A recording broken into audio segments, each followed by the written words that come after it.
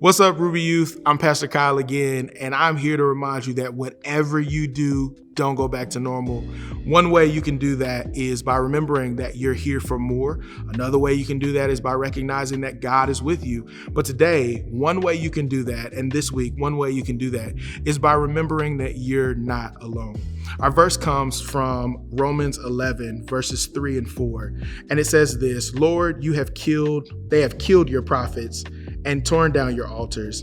I am the only one left, and now they're trying to kill me too. Verse 4, and do you remember God's reply? He said, no, I have 7,000 others who have never bowed down to Baal.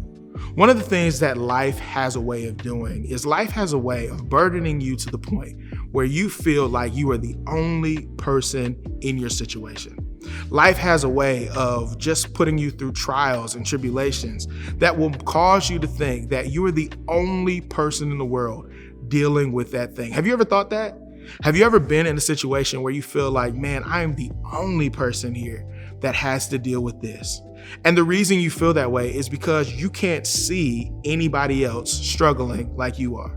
You can't see anybody else dealing with the thing that you're dealing with. And because you can't see anybody doing that, you say to yourself, I am the only person in this situation.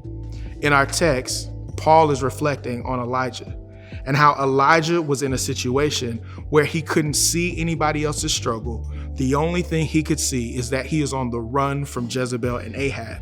And Elijah draws the conclusion that since I can't see anybody else, I must be the only person dealing with this. And here's God's response to Elijah. No, you're not alone. It's 7,000 other people dealing with the exact same thing you are. Man, that is super comforting. It's super comforting to know that I'm not the only person who has to deal with this.